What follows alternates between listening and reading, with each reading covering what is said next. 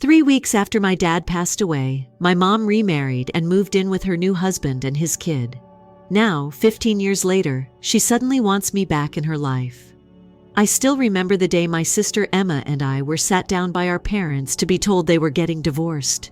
I was only 7, but even at that age, you can feel when things are falling apart. Emma was 9, and even though she tried to act tough and hold back her tears, I could tell she was hurting. We both were.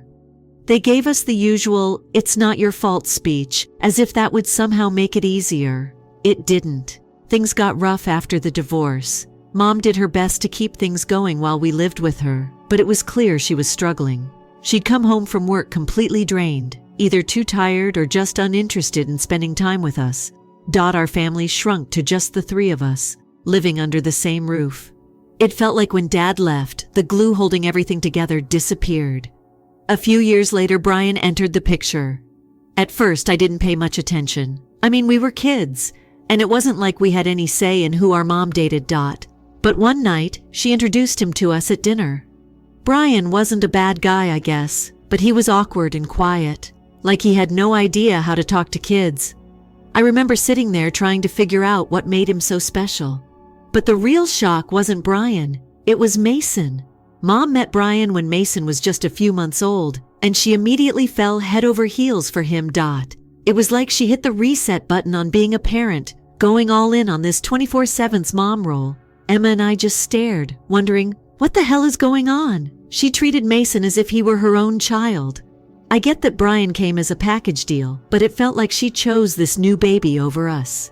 I remember one evening sitting at the table, working on homework, while Mason was crying. Mom was all over him, soothing and comforting him, and I couldn't help but think, where was all this attention when we needed it? Things got serious with Brian pretty quickly. It didn't take long for Mom to start dropping hints that we were all one big family now, and she was excited for this new chapter in her life. The thing is, she never once asked how we felt about it. I was more confused than anything, but Emma, being a bit older, was outright angry. One minute it was just the 3 of us, Mom, Emma, and me, and the next, we had a stranger and his baby moving into our home. It all felt out of control, and we had no say in it. Things got even weirder when Mom and Brian got engaged. I remember how thrilled she was, acting like it was the best thing that had ever happened to her. She jumped straight into wedding planning without even asking for our input. It was as if our opinions didn't matter. We were just along for the ride. Then, right before the wedding, tragedy struck. My dad died in a car accident. It was the worst timing possible. We were devastated. Emma was a mess, and I didn't know how to help her. Even though Dad hadn't spent much time with us after the divorce, he was still our father, and losing him broke us. You'd think Mom would have postponed the wedding to give us time to grieve, right? Maybe take a step back. But no, the wedding went on as scheduled. No hesitation, nothing. I'll never forget how cold that felt. While Emma and I were barely holding it together, she was beaming, planning her big day with Brian. I remember thinking, is this really happening? Is this what matters to her right now? On the day of the wedding, it felt like we were living in some alternate reality. There we were, just weeks after losing our dad, watching our mom marry another man, all dressed up in fancy clothes. I don't think Emma or I said a single word the entire day. It was such a surreal event. Brian's family fawned over Mason like he was the center of attention, while Emma and I just tried not to cry. That's when things really started to spiral. After the wedding, Mom dropped a bombshell on us. She told us that if we wanted to keep seeing our grandparents, our dad's parents, Mason would have to be included. Seriously? She straight up said that Mason had to come along if we wanted to spend time with our own grandparents. Emma completely lost it.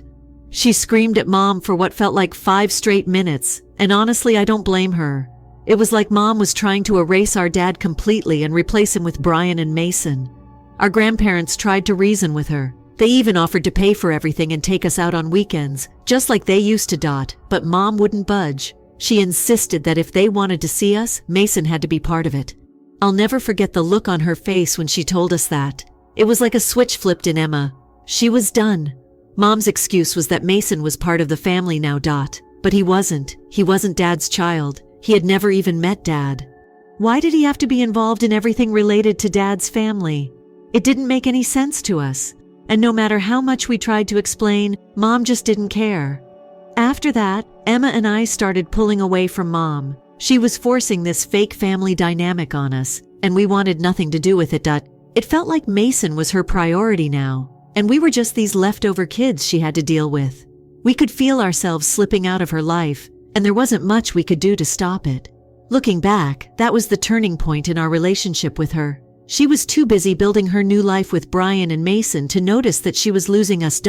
Or maybe she just didn't care. Either way, after that, things were never the same.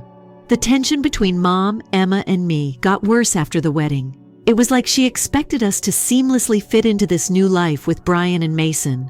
Like all we had to do was flip a switch and become one big happy family. A spoiler that was not true. Not even near. You see, Mom really started pushing for family unity. It seemed wrong because she would not stop talking about how we should treat Mason like our little brother. Mason was cute as a child, but he wasn't our brother. Daddy wasn't raising him. He was only the son of Brian. I'm not sure if our mother genuinely expected Mason would become our constant companion, or if she just assumed we would forget about our biological father. But things don't operate like that. There was a particular day that truly affected me, as I recall. Dad's birthday fell on that day, which even after the divorce we always kind of revered.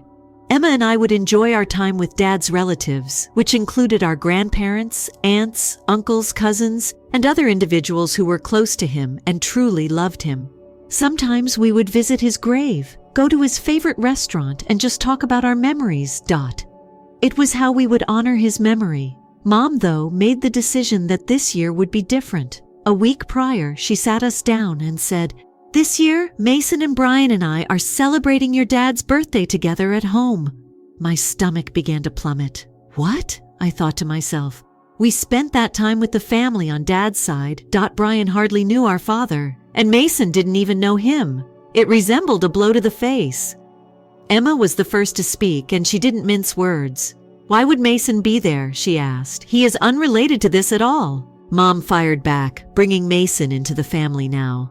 "It's crucial that we pay tribute to your father as a group. People are not excluded from this family." Though I understood where everything was going, I still wanted to fight. I had been fighting with Emma in the same way for months, regardless of what we stated. She always made it seem like we were being conceited or that we didn't want Mason involved. Not that we detested Mason or anything, but it was aggravating. All we wanted to do was avoid pressuring him into something he wasn't. And let's speak the truth. More than everything, we didn't want our dad's memory to be transformed into a forced and uncomfortable blended family gathering. So I tried to convey it while remaining composed. I said, "Mom, his side of the family has always celebrated Dad's birthday. It meant a lot to us that they were there for us throughout his death.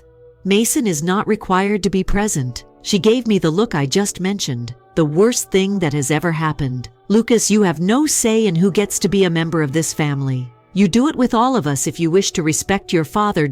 Or not at all." I realized right then that there was no way I was going to win this argument. Regardless of what we stated, whether it made sense or not, she was going to make this about Brian and Mason. Thus, we took the most action possible. We gave up attempting to argue.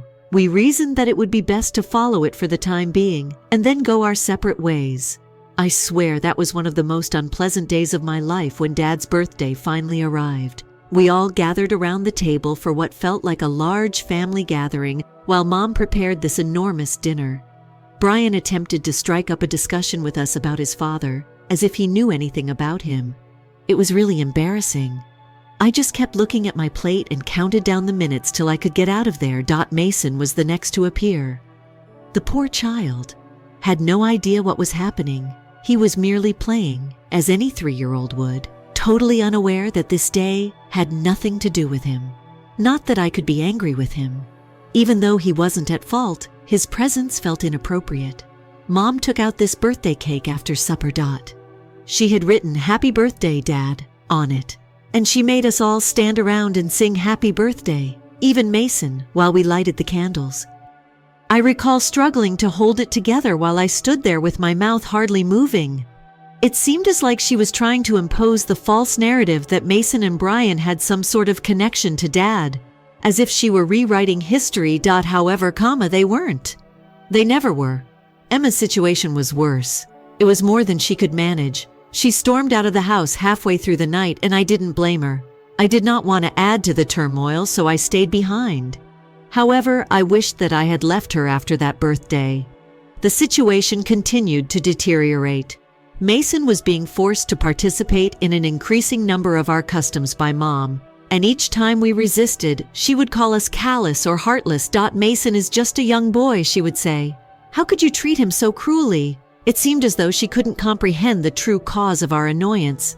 Mason wasn't the subject. It was about the notion that we were supposed to support her in this new life she was creating, in place of our dad's memories. Not a single question was raised. That's when I came to a realization that stayed with me for a very long time. For Mom, it was about control more than it was about mixing families. She wanted to be in charge of how we lived our lives, how we remembered Dad, and how we all fit into her new ideal of what a family ought to be. And we were the bad ones if we didn't follow orders. Back then, I had no idea how to handle it. All I knew was that I was furious with her for putting Mason through so much, furious with Brian for accepting it, and frustrated with myself for not opposing her more. However, what action might I take? I was only a young child clinging to the remnants of my former existence. It felt like it was slipping away the harder I fought to hang on. Everything changed in that year. Emma and I began putting more and more distance between us and Mom and her new family. It was also the beginning of us realizing that things would never return to the way they were, even though it wasn't the breaking point yet. After Dad's birthday, things only got worse. Emma and I had the impression that Mom was adamant on forcing this new family down our throats, regardless of what we did. I doubt that she comprehended. Perhaps she was indifferent to the negative effects of all this mixing on us. She continued to act as though we were the ones being difficult, even though we couldn't just click our fingers and accept Brian and Mason as Dad's substitutes.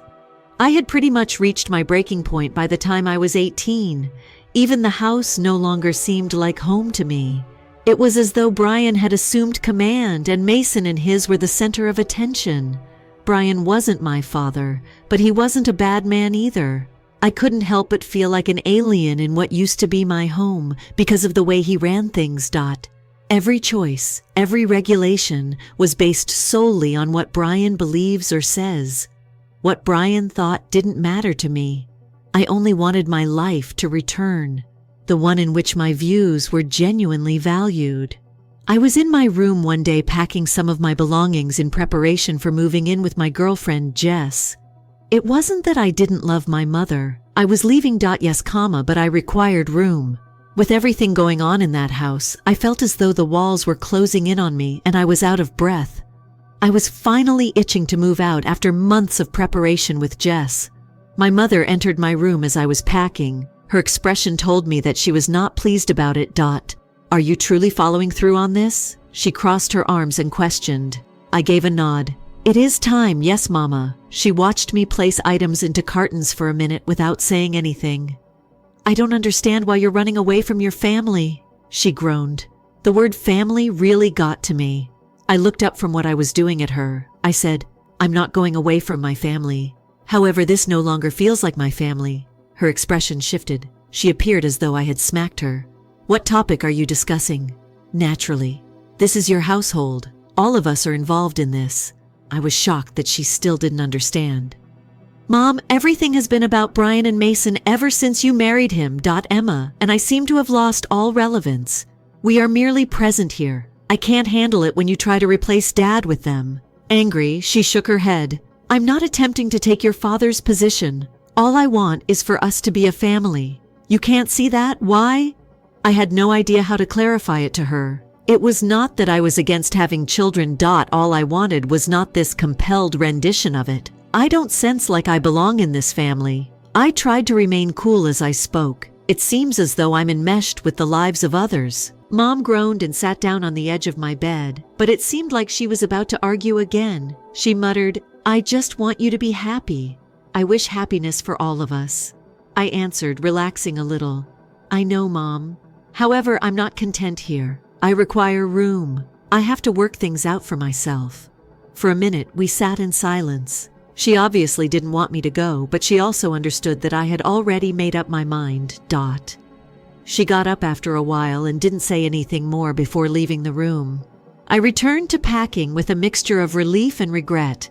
I couldn't continue to live this way, even if I didn't want to hurt her. It was like a breath of fresh air to move in with Jess. I was able to be myself without any turmoil in my own area, which was a welcome change. Jess was understanding of my situation and was there for me at every turn. It was the first time in years that I felt like I could unwind.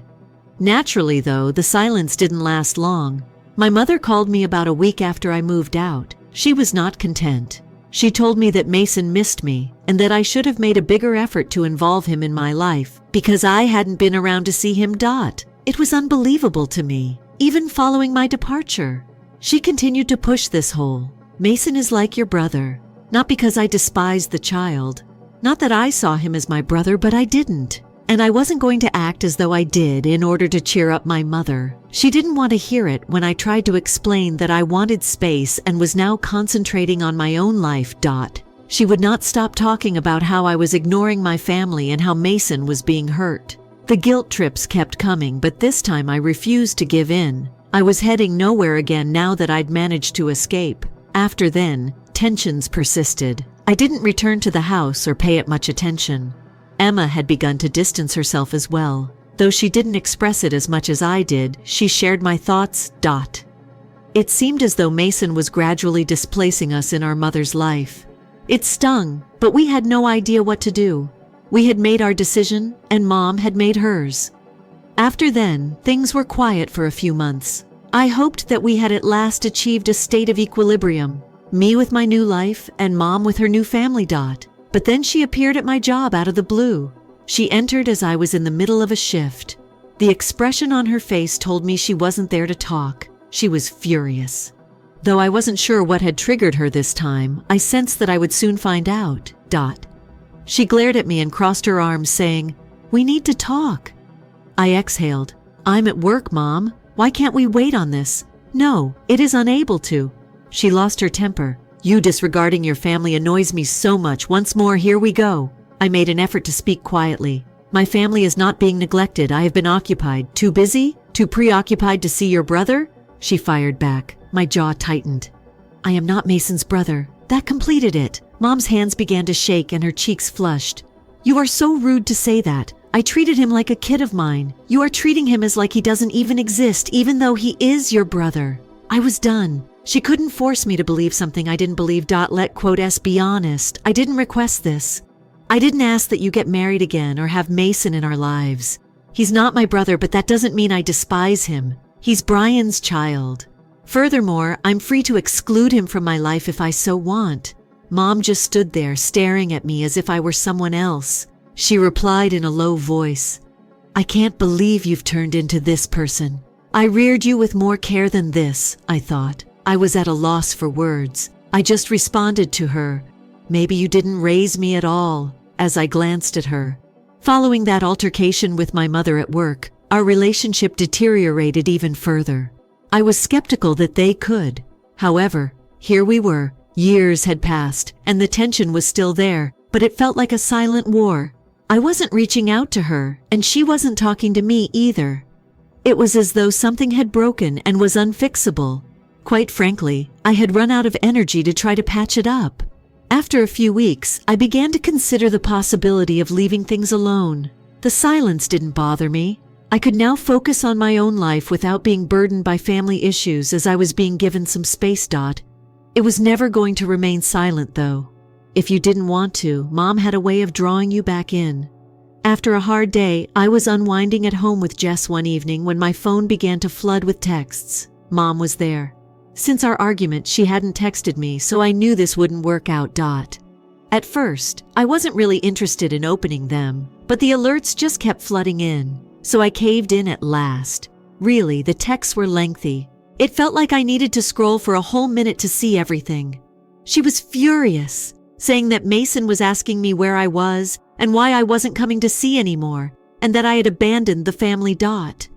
She said that by being absent, I was harming him and that I was being unkind to a little child who had done nothing wrong. I sat there and gazed at my phone, totally depleted. It was always the same argument, repeated over and over. That was beyond her acceptance. Mason wasn't my brother in my eyes. She was not going to let it go. And now she was painting me as some kind of villain for not buying into her idealized family life. I wasn't even sure how to react. Sitting next to me, Jess noticed my expression and inquired, "Is this your mom again?" I nodded, realizing that Mom was repeating the same things about how I was harming the family and treating Mason unfairly. Jess gave an eye roll. Does she not understand? Nope. I threw my phone on the table and stated that. She will never understand. Put her hand on my shoulder, please. You have no debt to her. You've exhausted all possible avenues to communicate your feelings. It's her decision if she chooses not to listen. It didn't make things any easier, even though I knew she was right. There was the constant sense of guilt. Despite the fact that I knew Mom wasn't the right part of me, I was still feeling like the villain.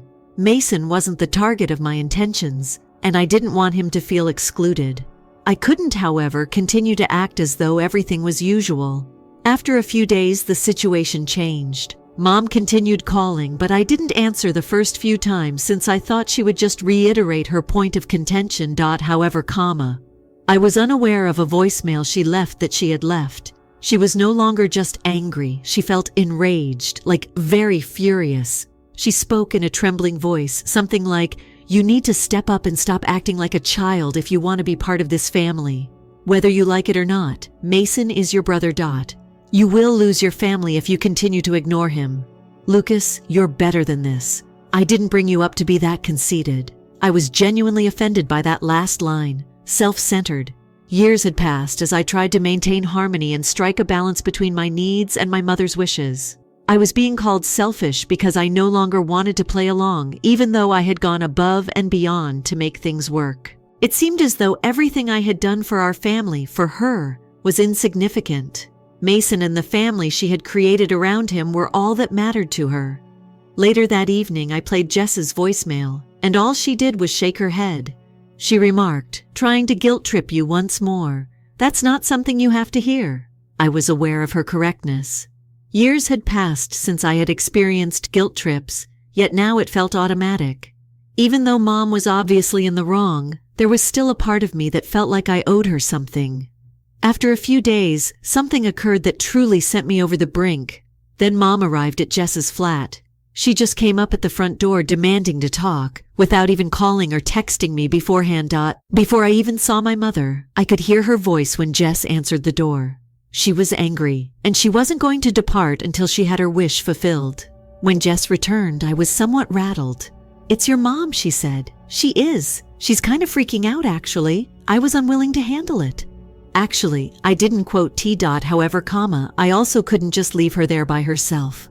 I then moved to the door. She got right in when she spotted me. Her voice was stern as she stated, "We need to talk now." Not even an invitation to come in, simply said. I went outside and shut the door. "Mom, what do you want?"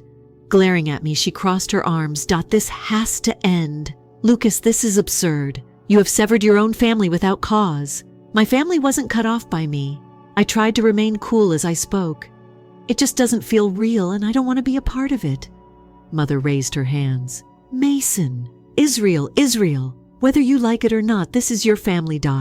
It doesn't concern me," I fired back. "You're attempting to impose something on me that I don't support.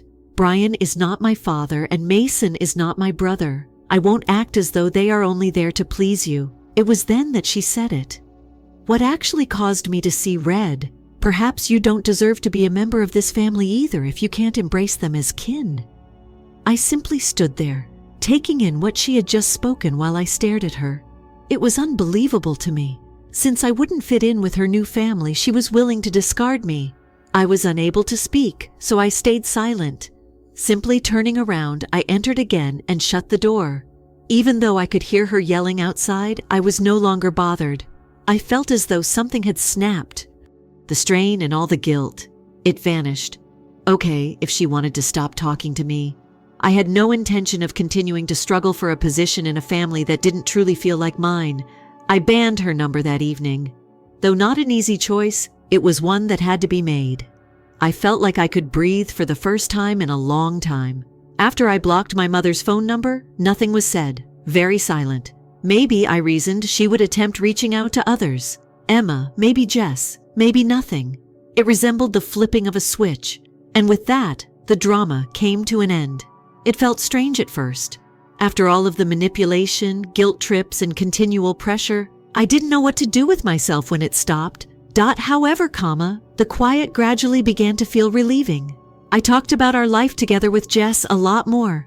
I wasn't burdened with all this family baggage for once. Without me checking my phone nonstop or worrying about what my mom had said or done, Jess and I could genuinely enjoy our time together. I finally felt like I was living my own life, not the one my mother had been trying to force on me. Naturally, though, peace does not endure forever. A few months after everything happened, my aunt, Mom's sister, sent me a note one day. Although it had been a while since I chatted with her, we had always had a good relationship. I was glad that she remained impartial throughout all of the drama with her mother. The message was brief and a little ambiguous. It said, "Hey, are you free to talk? It's crucial.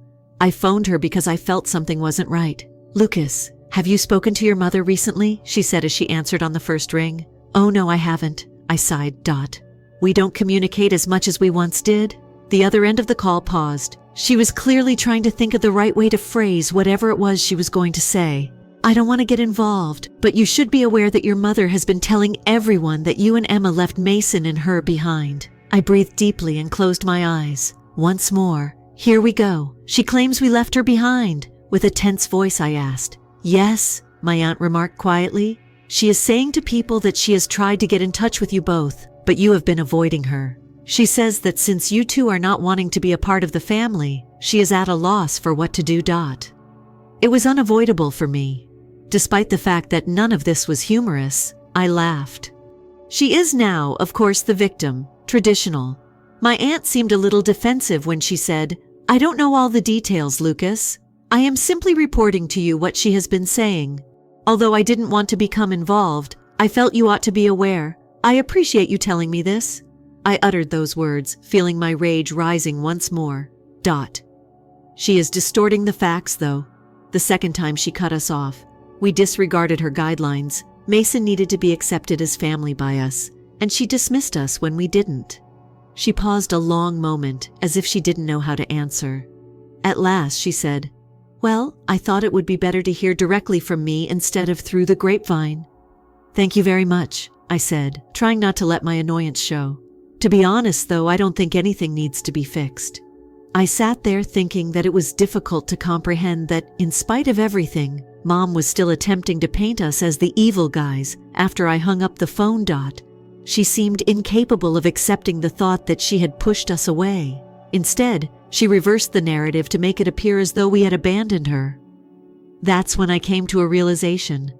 This had nothing to do with Brian, Mason, or any other family issue. Control was at issue here. Mom had to be in charge of everything all the time. She had to maintain control over the story, the family, and the way we remembered Dad. And when Emma and I gave up allowing her to rule over us. A few days after the call with my aunt, she snapped, "I choose to get in touch with Emma." Since everything went sideways, we hadn't spoken much, but I knew she was experiencing similar things to mine. We scheduled a coffee date, and when we eventually sat down, I felt as though a burden had been removed from my shoulders. We felt as like we were finally in agreement when we spoke to her, unlike when we hadn't been before. Aunt Sarah and I had a conversation. After we had taken our seats, I said. Emma arched an eyebrow. "Yes, what was it she said?" I informed her about the discussion, describing how my mother was telling others that we had abandoned her. Emma's eyeballs rolled so much that I thought they might stick. "She's playing the victim, of course," said Emma. "She does it every time. She is never at fault."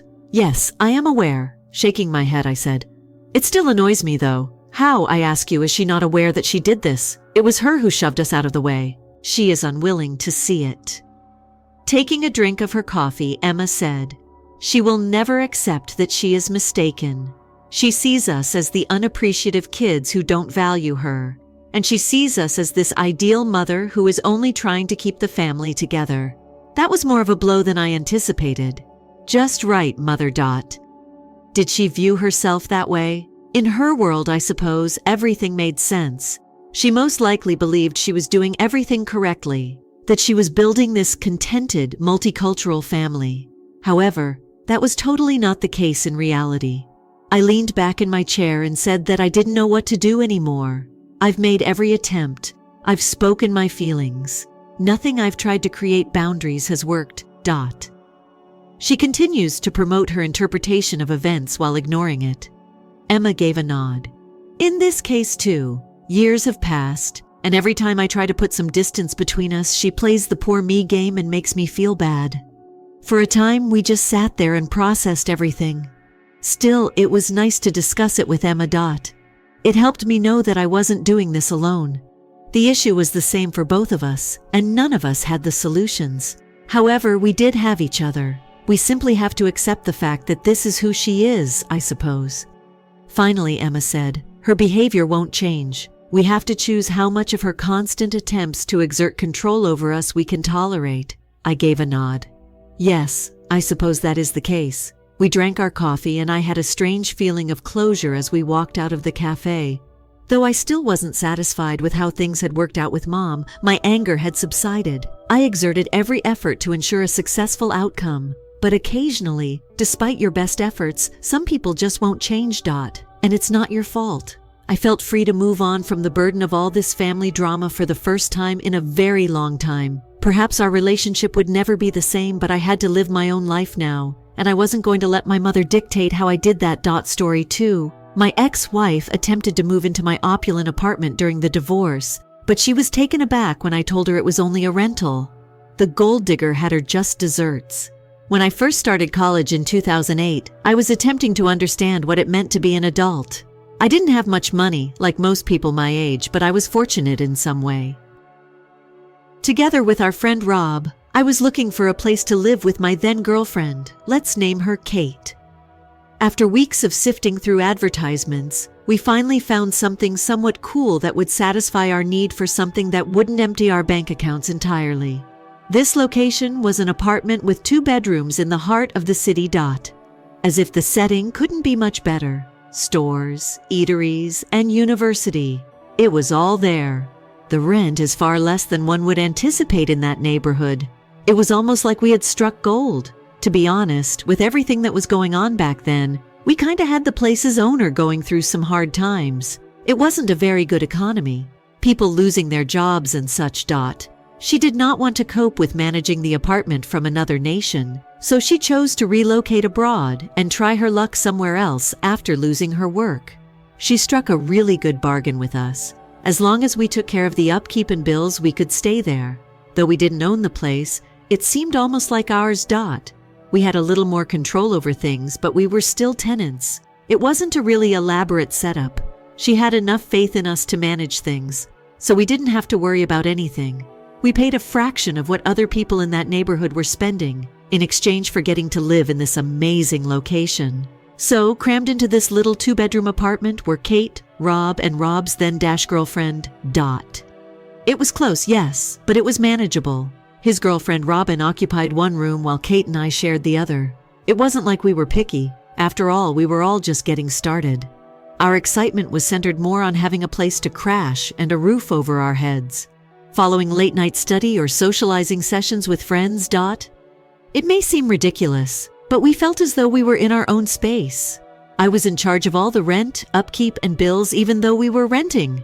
Since everything was registered in my name, I suppose I gradually began to regard it as my residence. The fact that I was only the tenant and not the real owner didn't even occur to me as strange. To me, it also seemed normal. A few years went by and things changed as they always do, right? I broke up with Kate. Nothing too dramatic. All we did was drift apart. Takes place. Rob along with his partner. They made the decision to move out and obtain a place of their own, so I had the entire apartment to myself. Going from a full apartment to just me was a strange transition. I mean, I was all alone in the midst of the city, having moved from a place I shared with 3 other people. Even though it was quiet, I kind of loved it. The rent remained quite low considering the circumstances. I reasoned that I should just stay. Now that I was working a full-time job, I could afford it on my own. Although it was a 2-bedroom apartment, the fact that I was the only occupant didn't mean I had to move out. What are the chances that I would locate a better apartment at that price? It wasn't as horrible as I had imagined living alone. I frequently hosted friends, and the second bedroom turned into a kind of free Airbnb for those who needed a place to stay after a night out or didn't want to make the long journey back to their place outside of the city. It wasn't as though I was attempting to charge anyone. It served only as a hangout and overnight accommodation for my buddies when needed. Because I was taking care of all the bills, rent, maintenance, and other things, I liked the company's ability to keep things interesting. It began to feel very much like home. It's funny, because I never gave the fact that it was still officially a rental any thought. Since I had been there for so long, I had become accustomed to dealing directly with the landlord. I treated the place like it was my own because she trusted me. That's probably when I started considering it to be only a rental. At this point, I was essentially in charge of the entire operation. Even the landlord informed me she didn't want to handle the monthly paperwork. So, we worked up a plan where I would take care of everything and she would let me stay. Under the table, everything was extremely relaxed and beneficial for us both. She had no further worries because I paid her the rent in full, as long as the funds were received. Additionally, I maintained the space well. She was content. Really, I wasn't going to be critical. Compared to what other people in that area of the city were paying, it was far less expensive. Why then would I upset everyone? Yes, I was living alone in a lovely 2-bedroom apartment in the city when I was in my early 30s. I think it appeared to everyone else that I had my life together. Excellent job, lovely place, and good location. To be honest, I felt like I had a good handle on things. Although I didn't actually own the place, in my mind it was mine in every aspect that mattered. And for a long while, that's exactly how things were. If that makes sense, the flat started to become a part of who I am. When people would ask me where I lived, I would just reply that it was in the city. I didn't give it much thought. Though it wasn't legally mine, I suppose in my mind it was. It's not as though I was acting like a wealthy homeowner out here. That's not even how I actually considered it. I was just a guy paying rent and maintaining a neat apartment that he had lived in for years. It served as my house. Quite simply put, I promise it wasn't intentional, but in retrospect, I can see how it could have been strange that I never really brought up the rental issue with anyone. It simply never came up. I wasn't trying to shade anyone's perceptions or conceal anything. It simply became a rite of passage for me. My existence. Bills settled, rent paid, and pals staying over in the spare room. Everything seemed rather typical.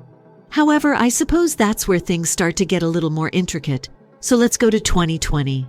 Things were going fairly nicely in life. Everything taken into account. Everything was going well. I was still in my same apartment, and I loved the central location.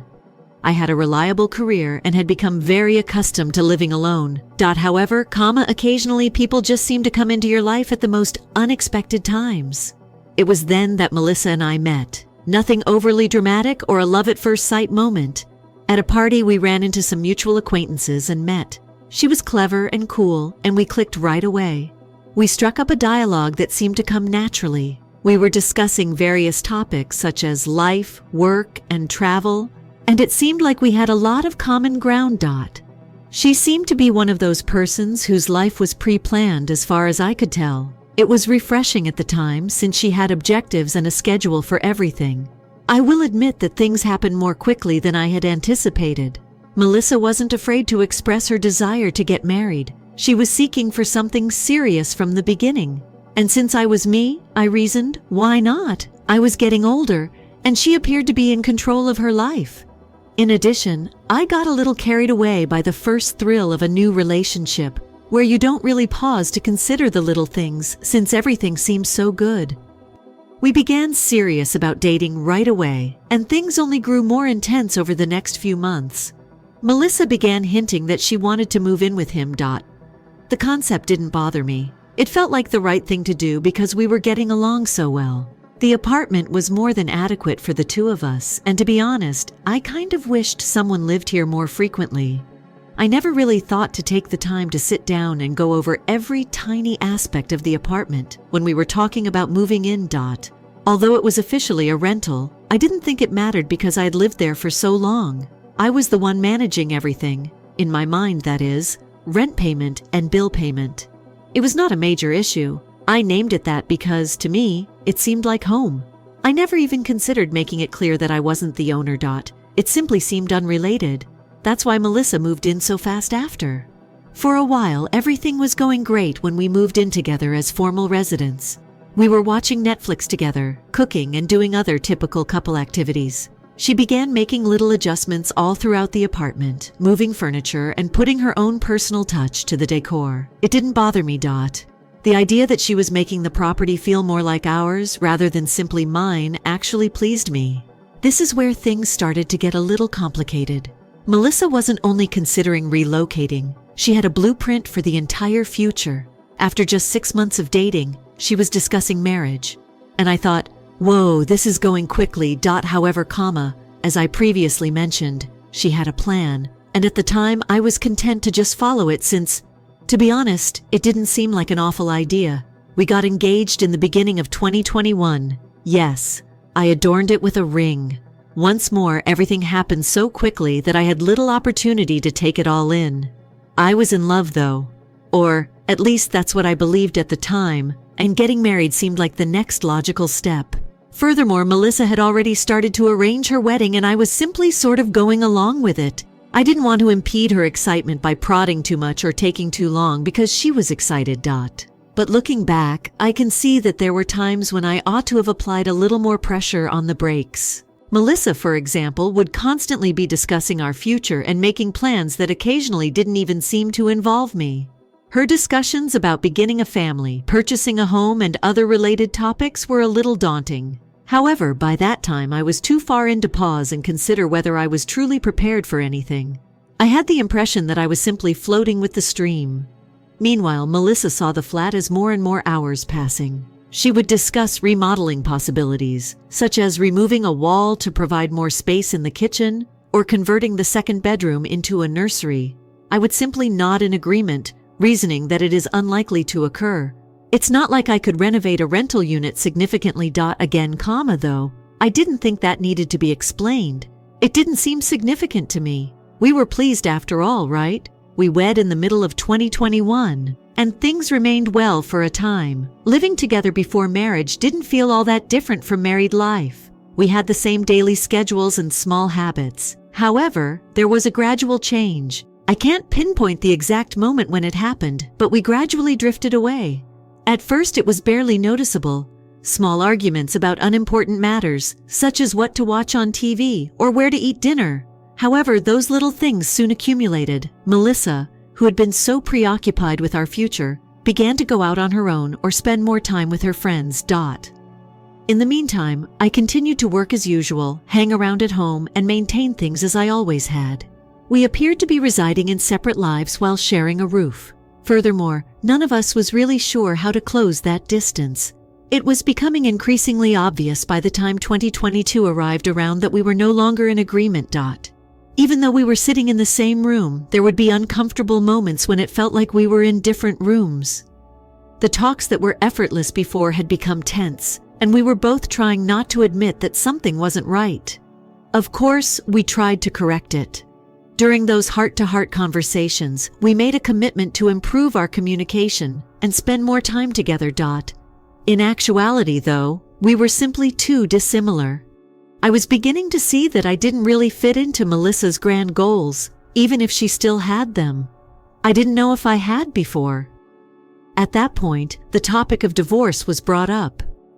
We were both unhappy, and during a particularly difficult chat, we both acknowledged that perhaps things weren't turning out as we had intended. Really, nobody was at blame for it. Simply put, we weren't meant to be together. Therefore, we decided to split up a little over a year into our marriage. Surprisingly, we handled everything with grace. No loud arguments, no door slamming. We just decided to give up like grown-ups and sat down. It was time to let go, even though we tried. When Melissa announced her intention to move out, I assumed I would simply return to living alone in the flat, as I had done previously. Naturally, though, things didn't stop there, not by a long shot. For a while, once Melissa and I made the decision to obtain a divorce, everything was very calm. Each of us kind of went about our own business. While she was preparing to move out, I was living in the apartment and thought, well, this is going better than I had anticipated. No loud brawls, no yelling bouts. Just the realization that two people weren't meant to be together. Both of us were acting like grown-ups about it. I believed we were. One day I was going about my daily business at work. I assumed Melissa was sending me an email regarding moving or divorce papers, but it was actually about something else. The subject line only mentioned something about apartment information and didn't reveal anything. When I clicked on it, a comprehensive real estate appraisal report opened in a new tab in the email. I recall trying to comprehend what I was looking at for a whole minute while I sat there and stared at my laptop. Melissa had hired someone to assess the apartment's value behind my back, as if she had paid someone to visit, appraise the property, and advise her of its market value. She didn't tell me about this in advance, didn't inquire as to my want to participate, nothing. She then casually revealed in the email's body that she intended me to give her half of the apartment's value after she moved out. It was unbelievable to me. I was in disbelief. Half the value of the apartment. What worth? This property is rented out. Sitting there, I wonder, has she gone entirely insane? Perhaps, I reasoned, she was kidding. Perhaps she misinterpreted something. I responded by taking a deep breath and typing, attempting not to panic. Hey, did I ever tell you that this apartment is a rental? I responded back. I clarified that I don't own anything here, and that I've been renting this flat for years, paying the owner directly for everything. Since there was nothing to divide the value, I was unable to just give her half of it. It is not for sale. I explained that, to be honest, I had no idea why I hadn't asked her to get a real estate evaluation. She believed that I could afford to buy out half of a downtown apartment. She is aware of my workplace and income. It's not as though I have a lot of money. Her answer? To put it plainly, she took it really badly. I sent that email, and about 5 minutes later, my phone began to buzz non-stop. Melissa was there, and she began yelling as soon as I picked up. She was ranting about how I had been lying to her for years, how I had concealed the fact that we were renting, and how she had always believed that this was our home. I attempted to speak, but she was so enraged that I was unable to focus. She continued to accuse me of lying to her, claiming that if she had realized the flat was only a rental, she never would have moved in. Sincerely, I was taken aback since, in my opinion, I hadn't concealed any significant information from her. It was just never brought up. It wasn't as if I took a seat and announced, "Hey, we own this apartment." I had been living there for a long time and had been handling everything, so I simply never felt it was that big of a concern. It seemed like home. I became more and more irritated with her as she continued to rant. "Look, I didn't lie to you," I told her. "You didn't inquire, and since we were content with our life here, I didn't think it mattered." She wouldn't let it go, though. She continued repeating that I had concealed this from her, how I got her to believe that we were creating a future together in this purportedly owned flat, and that she now believed that nothing was as it seemed. Sure, I can understand why she was unhappy, but she also seemed to be implying that I was the genius behind this complex plot to deceive. That was not at all how it was. It was just never discussed at that time. She was probably just upset about everything. The apartment issue was the tipping point for her. She began requesting that I reimburse her for the about €500 real estate evaluation that had been completed on the unit. I don't know about you, but I find it annoying when someone charges me money without requesting permission. In my opinion, that is not how it operates. I told her that wasn't what I asked you to do. You made the decision to obtain an appraisal without first consulting me. That's your fault then? Melissa was indignant. She would not stop screaming at me, calling me a jerk, saying I had lied to her about everything and wasting her time. I was thinking as I sat there on the phone, taking everything in, is this actually taking place? She hung up after giving me one last insult, calling me an asshole. Of course, she wasn't finished yet. Nope. Before I knew it, She had told all of our friends that I had lied to her during our whole marriage. She embellished the tale to give the impression that I had been hiding things from her for a long time.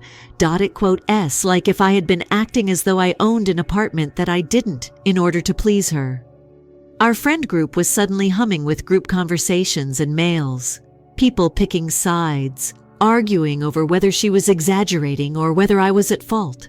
Several of our acquaintances expressed empathy for her and said that I ought to have informed her up front that it was a rental. Some comma, on the other hand, believed she was overanalyzing the situation and that she needed to have questioned more before drawing any conclusions. I couldn't believe this was all over something as little as an apartment miscommunication, but it quickly became a mess. When I brought it up to my closest buddy, he burst out laughing.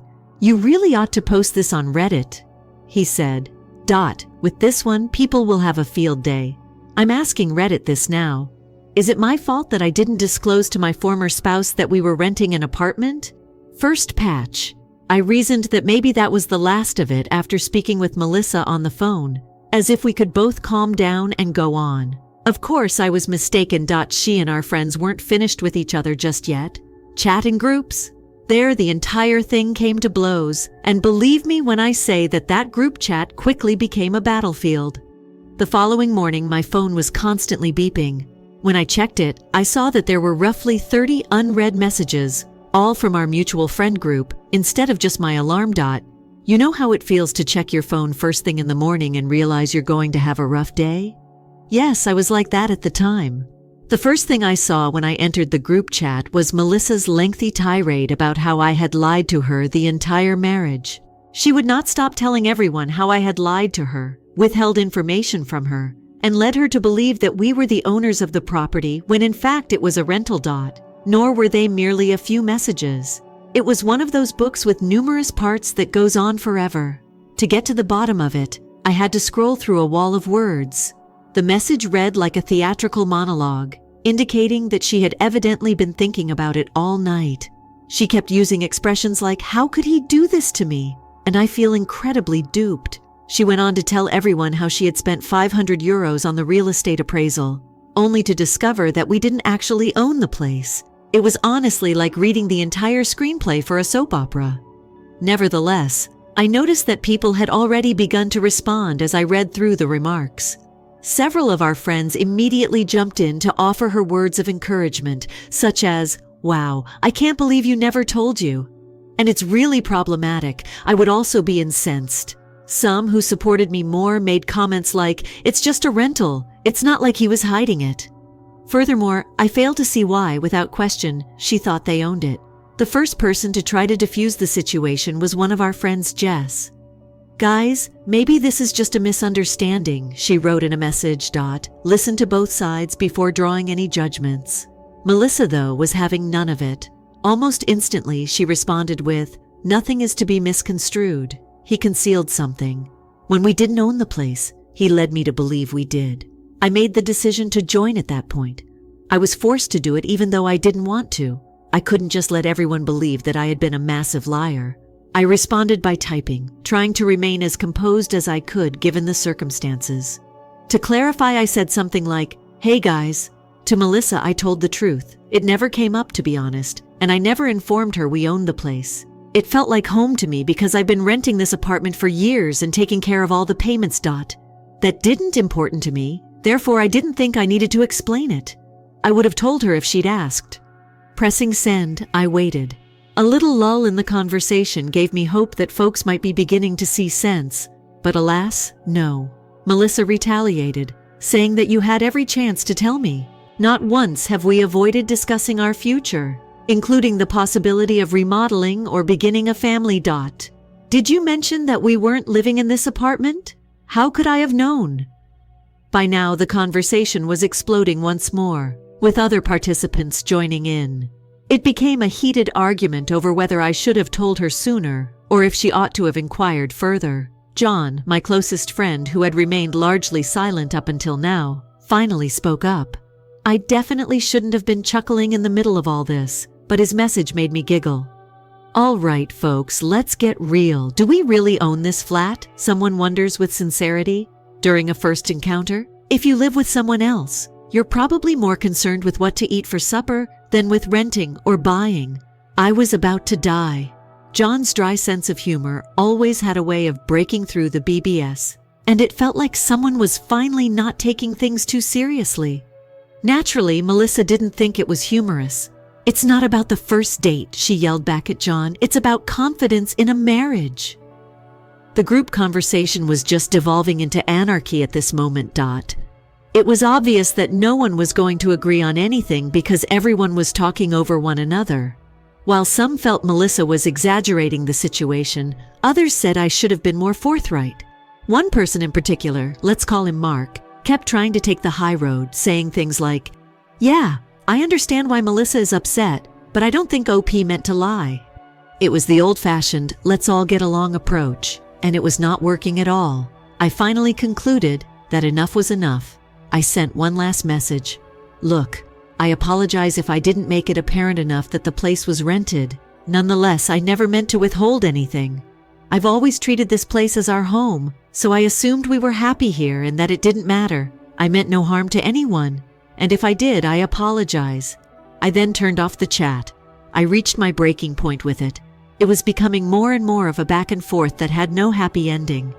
There wasn't much I could do because everyone had already chosen sides, regardless of what I said. I heard tidbits about the talk continuing even after I left throughout the course of the next few days.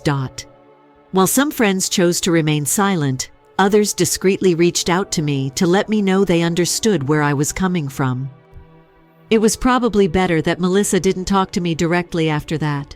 I saw no reason to continue dragging this out. Although I still don't think I did anything wrong in retrospect. I can understand Melissa's frustration.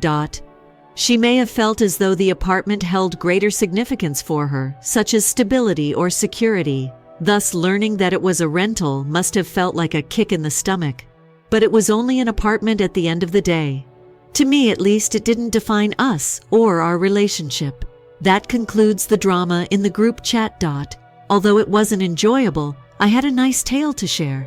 In the larger scheme of things, I suppose I can live with the fact that the flat was a rental, and it was the worst thing I did during my marriage. I thought that after the group talk about the messy flat, things would settle down for a little. I attempted to clarify myself, as Melissa had already done, and I declared that the group chat was now a war zone that I would not return to. Naturally, though, that wasn't the end, not even near. Melissa brought up the car, I believe maybe 2 days after the group chat incident. Honestly, I should have anticipated it. Pretty fast. The topic had shifted from who owned the flat to who was getting what in the divorce. And in regards to separations, people enjoy discussing various topics. Who gets to keep the dog, who gets the couch, and who gets the TV, despite the fact that we lacked one. And the automobile. Out of the blue, in the midst of the day, I received this text from her. She said, "You know, when I move out, I'm taking the car." I was sitting there gazing at my phone when it occurred to me, wait, the automobile. Our vehicle. Although we had been using it together, it wasn't as easy as her taking it. This is the issue. In reality, the car wasn't ours. It was a lease. We had been jointly making the payments since I had signed the lease. Yes, but it wasn't ours to own. It was both of us behind the wheel, utilizing it for mobility. Nevertheless, the automobile ultimately belonged to the bank. And now she was behaving as though it was her reward for putting up with me, like she could just take it and go. In an attempt to make things polite, I texted her back. I mentioned something along the lines of, "Hey, you know the car's a lease. We cannot divide it. The banks are to blame. There are still payments owed on it." I assumed that would put a stop to the discussion. What is the process of debating facts? Naturally, Melissa was not one to give up easily. "I don't care if it's a lease. I'm the one who drives it the most," she retorted almost instantly. "It's practically mine since you hardly use it. When I move out, I'm taking it, and you'll sort out the rest." This is when the situation became complex. Yes, she was correct. She drove the automobile a lot more than I did. I walked or took public transportation much of the time because I lived so near to everything. Melissa was undoubtedly more dependent on the vehicle. However, that did not mean she could just assert that. Guess who would be left holding the tab if she took the automobile and stopped making the payments? We were both responsible for them. Yes, it is correct. Me. I was becoming frustrated now. While I didn't want to argue with her over it, I also couldn't let her simply leave with a rented automobile without working out who would have to pay the remaining balance. I then gave her a call. She replied, and I heard the stress in her voice right away. Not even a hello was exchanged. Just got right into it. I hope you're not phoning to get into a fight about the car. I groaned and tried not to freak out. See, Melissa, my intention is not to contest. All I want to do is solve this. If you want to take it, the car is still under lease and we have payments to make. Will you be paying the remaining balance on the lease? She sighed in frustration as if I were being ridiculous. Why would I want to pay the entire lease? Together, we got the car started. If I take it, you still owe me half of it. I was hearing things that I couldn't believe. She really thought I would continue to pay for a car, not that I'd be driving anyway. Do you want me to continue paying for an automobile that I do not own? Does that even make sense? She made no hesitation at all. Since you too have responsibility for it, remember that we had it together? You're not off the hook just because I'm taking it. You must assist in making the payments. My patience was beginning to wear thin. Melissa, come on. It's yours if you take the car. I refuse to continue paying for something I cannot access. Not just like that. There was a long silence during which I briefly considered the possibility that she would consider my point of view. But no, she returned carrying. I'll just give the car back and let the bank handle it if you don't want to pay for it. What say you about that? It was unbelievable to me. It was almost like she was threatening to wreck the automobile and put us both in more danger, merely because I refused to pay for her to drive the vehicle. Melissa, it isn't a solution. We will both be responsible for paying the penalty for violating the lease if we return the vehicle. Are you really up for that? Only to support a claim? She hesitated to respond, clearly considering her options. At last, she said, "All right, what happens if I take over the lease entirely after we divide it up until then?" I gave it some thinking. Though it wasn't a bad idea, I wasn't comfortable with it. I had doubts about her ability to make the required payments on time. If something went wrong after she took over, I would still be bound by the lease. However, I also didn't want to argue about this all the time. I thus concurred. Kind of. Okay, so here's the situation. I said, once you move out, the car is officially yours. We'll split the payments for now. You will be fully responsible for the payments and I will approve it. There is no other way for this to succeed. She paused again and I could hear her considering it. At last she answered, "All right, but make sure you keep your word." I hung up with a mixture of relief and annoyance. Even though we'd reached a compromise, it still felt like a lose-lose scenario. Splitting the payments on a car I wasn't really using wasn't ideal, but at least there was a plan to pay it off someday. Things were calm for a few days after that. Melissa didn't say anything to me, and the group chat was rather drama-free for once. At least for the time being, it appeared that the car issue was resolved. I wasn't holding my breath though, knowing Melissa. 3 revisions. Now for a wonderful twist that caught me off guard. Melissa discovered this Reddit thread. Yes, I have no idea how she managed to find it. Perhaps a common friend of ours leaked information. Perhaps she was simply surreptitiously browsing Reddit to check if I had made any comments regarding the entire matter. In any case, she was unhappy when she discovered it. My phone rang when I was relaxing at home, believing that everything had finally calmed down. It was Melissa, and I sensed that this would not be a cordial conversation. Before I could even say hello, she left when I picked up the phone. That Reddit post has to be removed immediately. She lost her temper. It's unbelievable that you would write about our divorce and paint me in a negative light. That took me off guard for a moment. Really though, I wasn't pulling her through this mud. I was merely presenting my perspective. However, I was aware that my attempt to clarify that to her would be futile. So, with my composure, I said to Melissa, "Why does it matter? It is merely a post. Furthermore, I omitted your name entirely. Nobody recognizes you." She would have none of it though. If no one recognizes me, that doesn't matter. I'm not going to put up with you treating me like some kind of villain. Take it down, or I'll add even more challenges to your life. That made me roll my eyes uncontrollably. Really, what more could she do to complicate matters at this point? I reasoned that since we were already fighting over the vehicle, the apartment, and everything else under the sun, I could join her in playing this game. Staying cool, I answered. All right. If you agree to reimburse me for your portion of the rent during the time you lived with me, I'll remove the ad. You know, there was a pause since I was covering everything when you were there.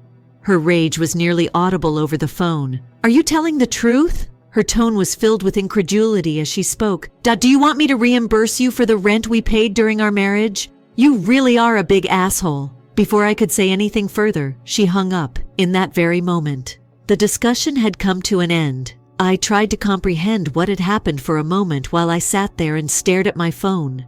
Was it really that awful of me to ask her to help with the rent? Even though we shared a residence, I was in charge of everything. Rent, bills, the whole deal. I didn't think it was unreasonable, but she seemed to think differently. That's right, she finished the phone by calling me an asshole. Thus, I suppose the post remains up to date. To be honest, I don't understand the big deal. It's not as if I'm fabricating or lying. I quote, am only reporting the events. And whether it has angered her. That actually isn't a problem for me anymore, though.